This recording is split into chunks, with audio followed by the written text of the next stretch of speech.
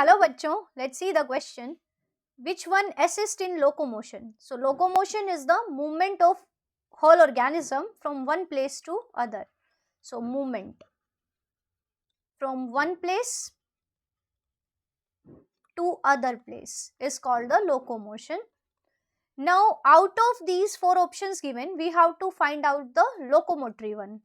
So first option is trichocyst in paramecium, second is pedicelaria of starfish, C is clitellum in Pheretima, and option D is posterior sucker in Hirudinaria.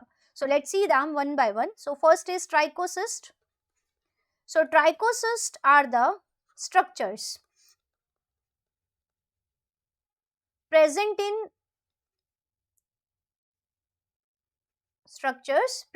in the cortex or the cortical cytoplasm or cortex of the cytoplasm. It means the outer cytoplasmic layer, and these are composed of hair like structures. It means hair like filamentous structures are there, and these structures are ejected over the prey and predator for offense and defense. So in paramecium, suppose this is a paramecium, so out in the outer cytoplasm, here are some filamentous structures which are ejectable. It means they are ejected out from the cell on their predator or prey, and these structures cause paralysis of the predator or prey. So these are used by the paramecium for its offense and defense, but they do not help in locomotion. So these are discarded. Now the second structure is starfish pedicelaria. So in case of starfish, on their skin there is presence of some pincer like structures which are called the pedicelaria. These structures look like this. So such structures are present on the skin of starfish, and these are called the pedicelaria. But these structures are not involved in locomotion. They are meant for removing the debris that gets accumulated on the skin of starfish. As starfish is a benthic organism, it lives at the bottom of the ocean. So a large number of debris gets deposited on their skin. So to clean that debris, these pincer like structures are there which are called pedicelaria, but they do not help in locomotion. So this is also discarded. Now the third option is clitellum in Pheretima. So Pheretima means earthworm, which is a member of phylum Annelida.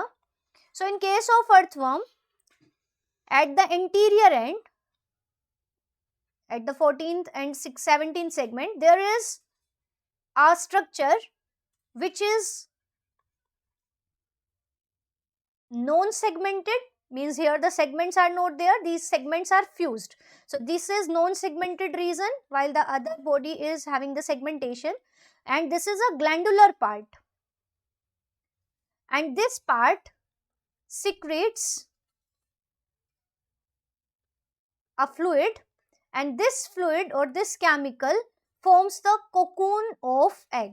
So for the formation of cocoon around the egg, the clitellum is there in earthworms, and this clitellum is formed by the fusion of 14 to 17 segments, and as these are fused, so no segmentation will be there, and this is a glandular part. It means it secretes a chemical, and that chemical forms a cocoon around the egg.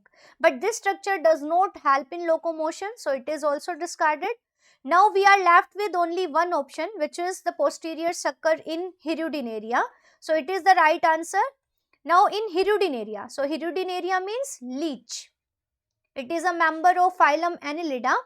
Now in leech there are two suckers. One is the posterior sucker and one is the anterior sucker. So this is anterior sucker,